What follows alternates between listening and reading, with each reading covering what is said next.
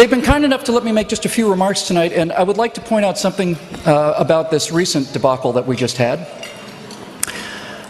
And I think the fundamental issue for me for the takeaway is the problem that we've had as conservatives and Republicans for the longest time, and I mean for 10, 15, 20 years now, certainly since Ronald Reagan, is that as conservatives we do not believe our own philosophy. Certainly that's true for most Republican politicians, with the notable exception of Ms. Bachmann, who's sitting here tonight, and who we'll hear from later on.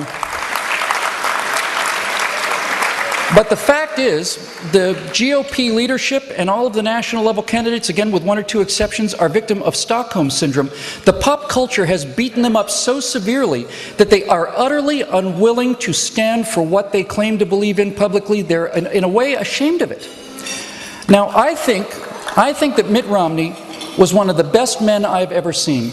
And I think you could make a compelling case that as an individual man, Mitt Romney may have had the finest moral character of any candidacy for the president, going back to George Washington, a remarkably decent and good man, remarkably, astonishingly. And every week I got to know him better, I liked him better and better and better and better and better. But on some level, one of the problems we have is that on some level, Mitt Romney didn't even believe his own life story. Again, I do not wish to criticize him, I admire him enormously. But I can give you an example of how subtle this is and how pervasive it is when I say that Mitt Romney didn't believe his own message. He didn't believe his own story. Forget about the Republican Party story. For example, you would hear the press talk to Mitt Romney, and they would ask a question along the lines of, "Oh, Mr. Romney, you're worth $200 million. How can you possibly connect with the American people?" Now, a candidate who actually believes his own party's philosophy would answer that question perhaps like this. Well, first of all, Ms. Crowley, I'm not worth $200 million. I'm worth $250 million. Please do not remove the $50 million from my bank account that I have worked very, very hard to obtain. I might point out to you, first of all, that every single one of the $250 million in my bank account was given to me freely, through no coercion. I'm not the government. I didn't have the power to take it at gunpoint through taxation. It was given to me freely in trade for value that I provided to other people, and people never trade down. No one trades down. So that means that other people in this country felt that I gave them more than $250 million of value in exchange for the $250 million I have in my bank account right now. I'd like to point out also that, as you can see from my tax returns, which I released prior to running for president, that I've paid $60 million in taxes over the course of my lifetime. And I expect to pay quite a bit more than that before I die. So who's really helping the poor people here? Who's actually helping poor, disadvantaged Americans? I've paid $60 million in taxes, which have gone to entitlements, welfare, Social Security benefits, all of these things. Community organizers have paid precisely nothing. They hand out forms, but the forms that people fill out to get benefits are paid for by people like me. And now we get to the root of it, Ms. Crowley, because the real reason I'd like to answer this question directly is, the reason that I have $250 million in my bank account is because I and my associates have generated, we're able to approximate approximately $5 billion of wealth for this society. $5,000 million is about the number that we've generated, which means that the $250 million that I've kept is but a tiny sliver of the total amount of wealth that we've generated for everybody. People all across this country, thousands, if not tens, or maybe even hundreds of thousands of people, have gotten paychecks as a result of the work that we do. We haven't just given them handouts. I pay taxes so people can have handouts, but we have paid salaries, and that is people's car payments, and it's their children's college tuitions, it's mortgage payments. All of this is generated by the work that we do, of which I've kept a tiny sliver, which is $250 million. And the final thing I might point out to you is this. I'm running for President of the United States of America. This is the richest country in the history of the world. We have a nation for the first time in history where the primary health concern among poor people is obesity. I may have $250 million in my bank account, but I am telling you now that if I stand next to a person who's flat out broke, who hasn't got a penny, I do not live 250 million times better than that person does, not here in America. They have air conditioning, I have air conditioning. I have more rooms to air condition, but we both have air conditioning. They have a car, I have a few cars. I don't have 250 million cars, and the cars I do have are not 250 million times better than theirs. If I get hit by a bus, I'm taken to the same hospital as the poorest Americans, where I'm given the same treatment by the same doctors as the poorest Americans. I get the same antibiotics and the same medical treatment as the poorest Americans. And so the $250 million that is being used to demonize me as a person who's not an actual being, but rather a vampire, does not mean I live on a different planet than you. On the contrary, what it means is my entire philosophy is based on the idea that everybody should have $250 million, and that's why I'm not ashamed to talk about my bank account.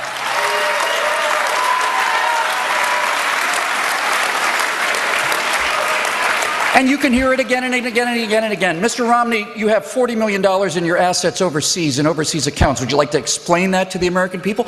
I'd be delighted to explain it to the American people. I'm a money manager. My job is to put my money in the smartest place on earth. So, I have $40 million in overseas accounts, including Switzerland and the Cayman Islands. And rather than talking about whether or not I have money overseas, why don't we talk about why I have my money overseas?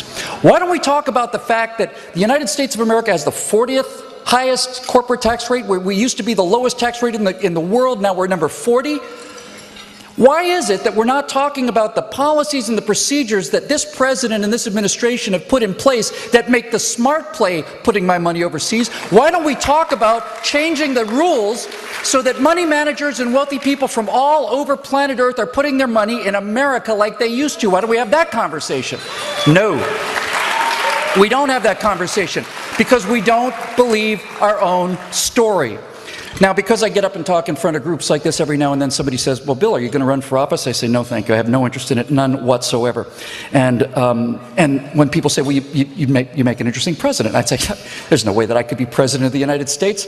I have no military experience. I've never run a business, for God's sakes. I mean, who could possibly clear that bar? The great thing about President Obama is he's actually left the presidential bar on the floor. Anyone can walk over that bar now. If Barack Obama can be president of the United States, literally anybody in the planet can be president of the United States.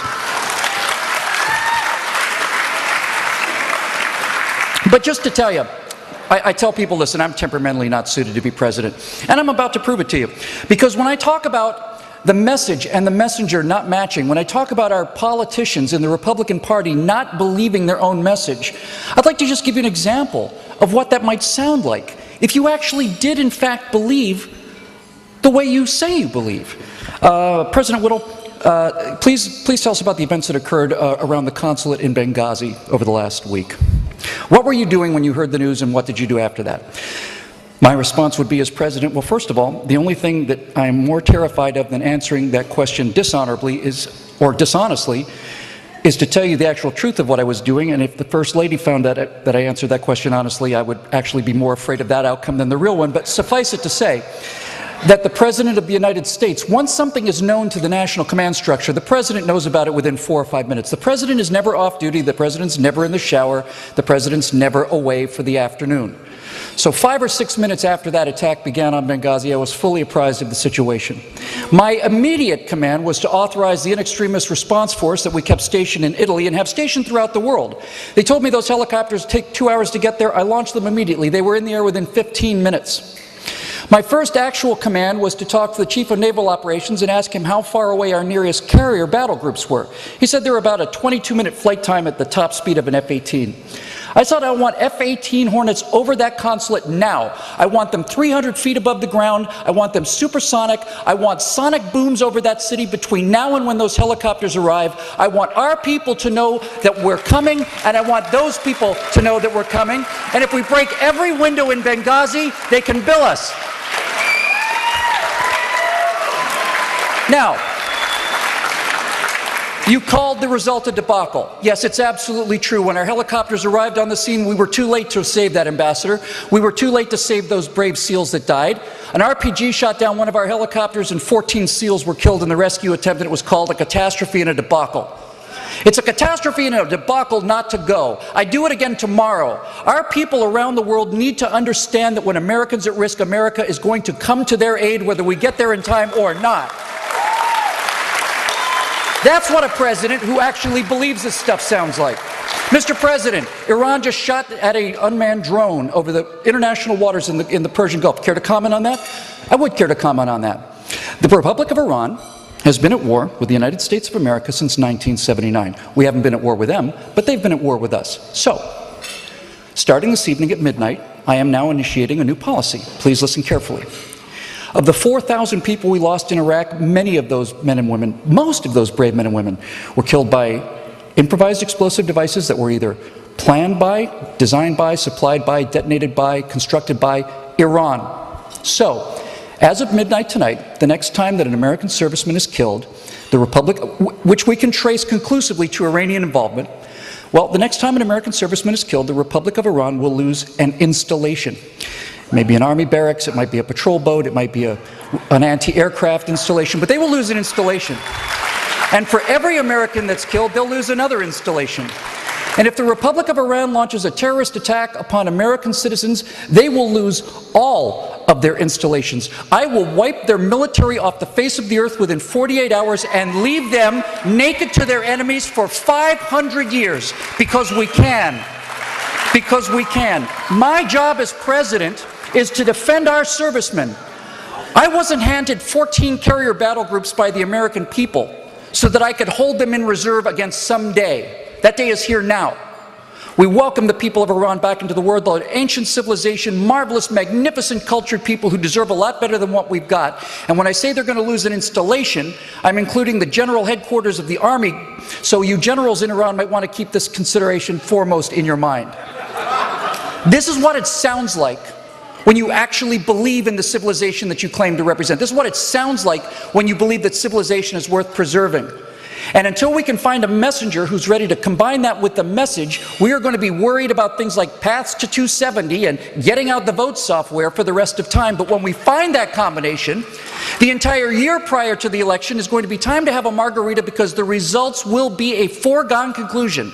The only question will it be a 45-state win like Reagan had in 1980, or will it be a 49-state win like he had in 1984? Those are the only questions that are going to concern us. Because our message, unlike many of our messengers, our message is unbeatable. Our message is unbeatable. Think about this. The Democrats and the liberals, with the entire bias of all of the news media, with all of the movie stars that came out, with all of the press that they got and then didn't get, with the media throwing their cloak of invisibility, a 30-point poll advantage on Benghazi and all this other stuff, with every single thing that they're doing right, and they're doing everything right. They're doing everything right. And then you look at all the things we do wrong, it's still a 50-50 country. It still is. How little do we have to do effectively? How little do we actually have to do right so that we never lose another election again, ever? Ever. It's astonishing to me that we can be so bad at so much and they can be so good at everything. And it's a 50-50 proposition. Does anybody really honestly think that that means these two messages are the same? They're not. I'm going to let you eat your dinner now, but I will tell you the difference between our two messages. The conservative idea of America is that we're a nation of steely-eyed missile men with our eyes on a far horizon.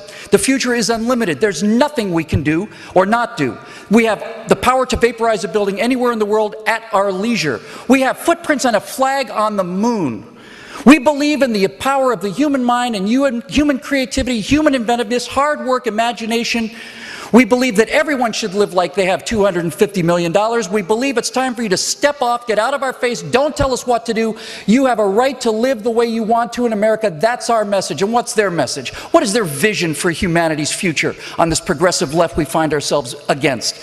Their vision of a future for America is a bunch of people sitting around in thatch huts, sitting around a burning cow pie, pulling parasites off of each other, eating their sustainable algae cakes, and having, organic bake sales to raise money for the Guatemalan water snake. Are you actually telling me that these two visions are equivalent? Of course they're not. Of course they're not.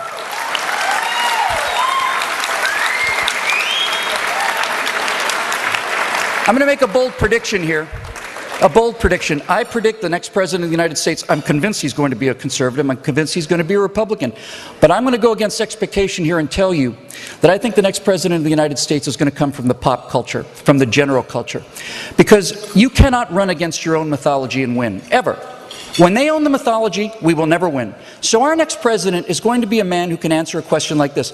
Mr. President, please tell us about your opinion on the Second Amendment. And a president who comes from the pop culture will be able to turn to the people of this country and say, well, the Second Amendment is the document that allows me to carry this handgun right here. I have this handgun so that I can kill bad guys.